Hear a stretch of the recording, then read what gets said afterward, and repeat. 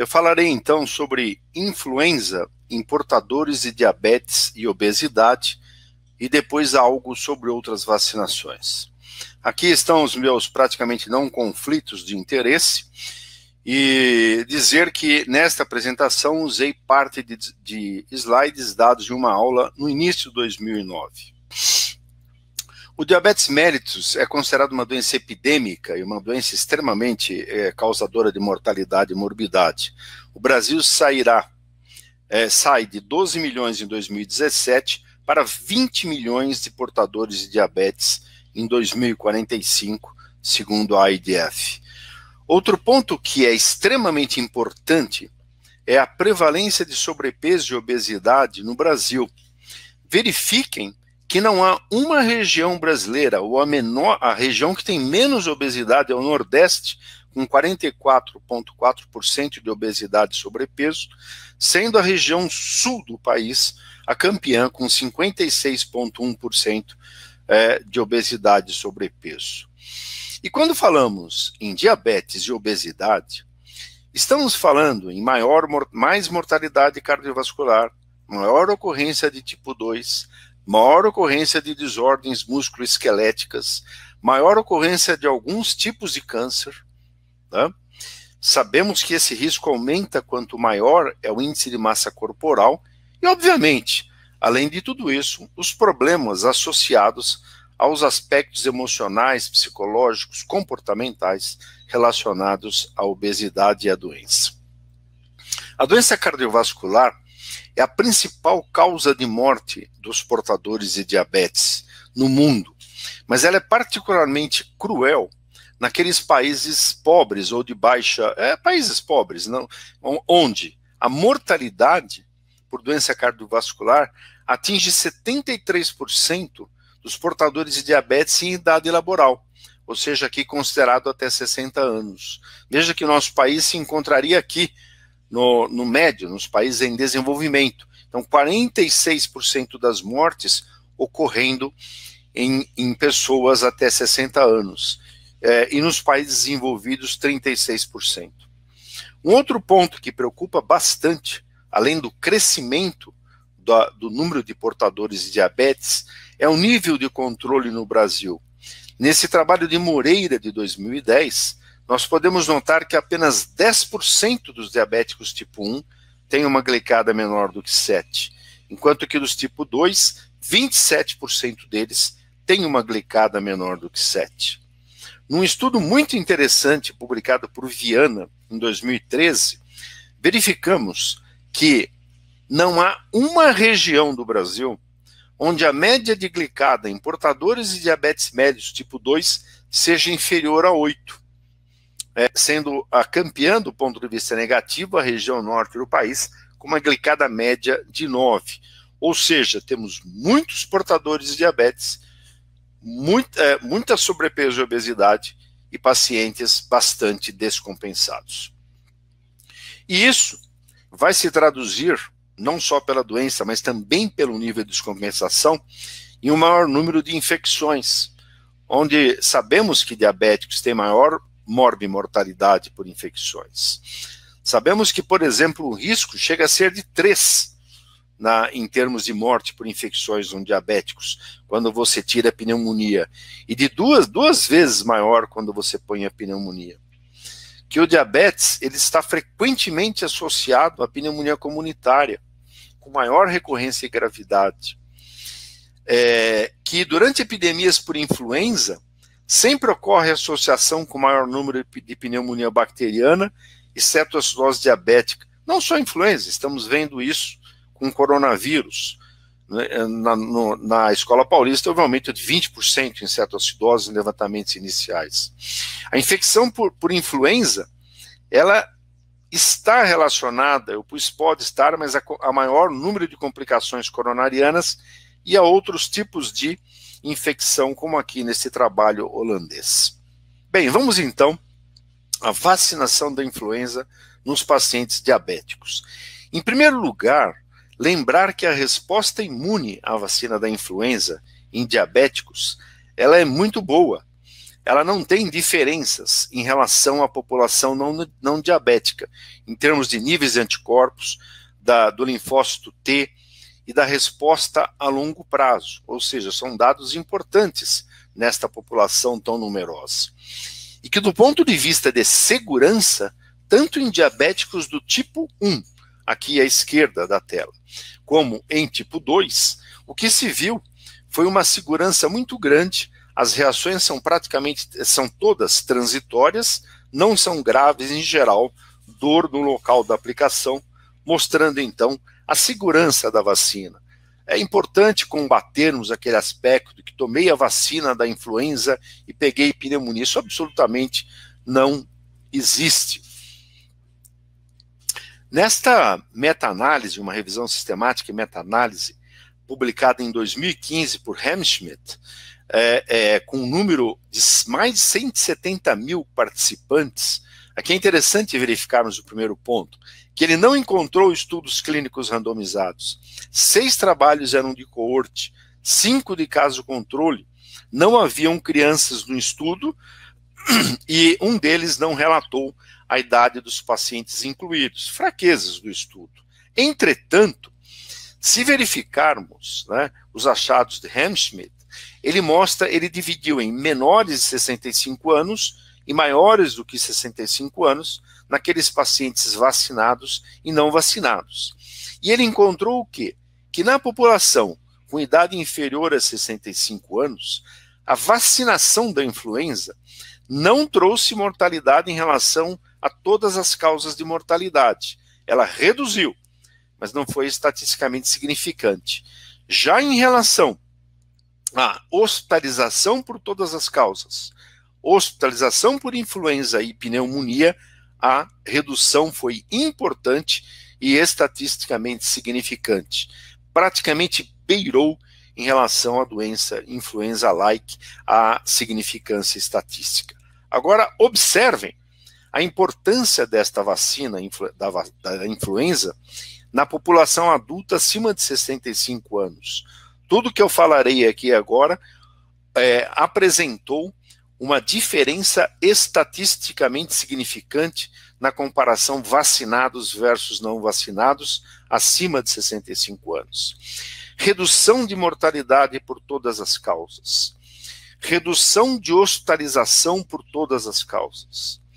Redução de hospitalização por influenza ou pneumonia e redução por doença influenza-like, ou seja, esta população de alto risco foi extremamente beneficiada pela vacinação da influenza. Então, em conclusão desse estudo de Hamschmidt, nós podemos dizer que a meta-análise mostrou dados extremamente positivos, mas que existe uma necessidade de estudos mais fortes, clínico, randomizados, para que essas observações se tornem ainda mais fortes. Mas é inegável o benefício da vacina. Neste outro trabalho mais recente, um trabalho de Vamos, de 2016, também um trabalho retrospectivo de coorte feito na Inglaterra, ele usou os anos 2003, 2004, 2009 e 2010, isso é comum quando você faz estudo de imunização. Foram mais de 124 mil adultos portadores de tipo 2, a média de idade variou entre 56 e 66, de acordo com a estação o ano estudado. E lembrar que os que receberam vacina eram mais idosos e tinham mais comorbidades comparado aos não receptores, aos que não receberam a vacina.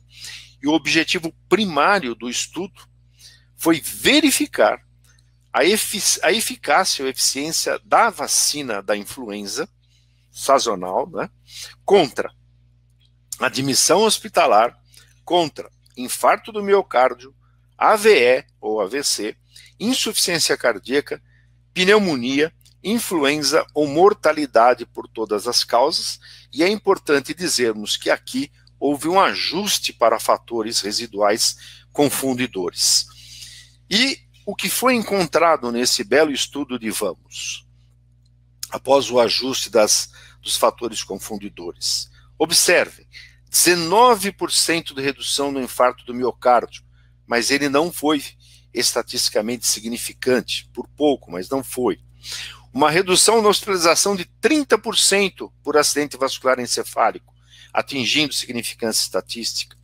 De 22% na insuficiência cardíaca, de 15% na internação por pneumonia e influenza, novamente atingindo significância estatística, e de 24% de redução na mortalidade comparado aos pacientes que não receberam a vacina da influenza. Ou seja, achados extremamente importantes e que nos levam a valorizar muito a cobertura da vacina. Este é um trabalho publicado no mês passado, do dia 9 de julho, no Diabetes Care, uma das mais importantes revistas relacionadas a diabetes, feito na Dinamarca, com 241 mil diabéticos, um pouquinho mais, e se verificou, então, entre vacinados para influenza e não vacinados para influenza, eventos duros, como mortalidade por todas as causas, onde houve uma diferença estatisticamente significante e favorável aos vacinados, 17% a menos, morte cardiovascular, os vacinados tiveram 16% menos mortalidade, e morte por AVE, ou por infarto agudo do miocárdio, uma diferença favorável e estatisticamente significante de 15% a menos nos vacinados pela influenza. Com todos esses dados, é importante notarmos que a cobertura da vacina, isso aqui tem vários países, eu não vou me deter em todos, mas verifiquem, União Europeia, Estados Unidos, Coreia do Sul, Taiwan, Austrália, onde existe uma tendência de queda da cobertura das pessoas, os motivos são vários, coberturas relacionadas à influenza, o que nos faz, e é imperativo, que se criem estratégias, como vêm sendo criadas pela própria SBD, a Reine é a coordenadora deste grupo, para se melhorar a acessibilidade a esta vacina, para se melhorar o conhecimento dos nossos pacientes em relação à importância dessa vacina, e também melhorar o conhecimento do médico e a importância dele pesquisar ativamente e indicar a vacina, principalmente nos pacientes adultos, já que as crianças elas são vistas de uma maneira diferente pelos endocrinopediatras ou pediatras. Então, nós podemos concluir desta primeira parte que a influenza ela é mais frequente, mais severa entre pacientes com diabetes, levando a mais complicações, hospitalizações e morte. Que a imunogenicidade da vacina da influenza em diabéticos ela é comparável aos não diabéticos. E que a sua eficácia e eficiência vem sendo mostrada em diabéticos adultos, principalmente naqueles com mais de 65 anos, mas são necessários trabalhos clínicos randomizados, se possíveis. E que, a despeito de todos esses dados mostrados, está havendo uma tendência à queda na vacinação. A seguir falarei sobre obesidade. A obesidade como a mãe do diabetes. Quanto maior o índice de massa corporal, tanto em homens como em mulheres, maior será a prevalência dos diabéticos, como todos nós sabemos. E na população com obesidade, aqui representando a influenza, você tem o epitélio pulmonar infectado, várias alterações relacionadas à liberação de citocinas, aos linfócitos T, que vão redundar num declínio mais rápido nos anticorpos, ou seja, o linfócito B, ele não mantém por muito tempo o nível de anticorpo protetor, como podemos verificar neste modelo, onde modelo de animais magros, comparados aos animais obesos, apresentam os obesos um maior tempo de clearance, ou seja, com mais tempo com o vírus da influenza, contaminando mais pessoas quando comparados aos magros. E aqui, já em humanos, a resposta inicial é igual quando você dá a vacina da influenza. Mas, como eu disse, os obesos terão um menor nível de proteção dado a uma alteração nos linfócitos T de memória. De modo que a obesidade aumenta, sim, riscos de complicações e a mortalidade devido à influenza. Verifique que a influenza, a mortalidade durante pandemias é praticamente 2,8 maior, e que na influenza sazonal é de 3 vezes maior nos pacientes obesos. Que a resposta imune em obesos, como eu disse, ela é modificada, mas não se sabe se esta resposta modificada está alterando de maneira importante a proteção. Trabalhos têm mostrado que crianças com sobrepeso e obesidade, a resposta do anticorpo à vacina trivalente, ela foi similar. E essa resposta persistiu até pelo menos 4 meses após a vacinação. E que um trabalho chinês mostrou que a vacinação de influenza protegeu crianças obesas, isso comprovadamente pelo teste da influenza. Aqui, um slide cedido gentilmente pela doutora Heine, que é a coordenadora desse departamento, onde nós temos uma proposta ainda em estudo para a melhoria da vacinação do paciente diabético adulto, né?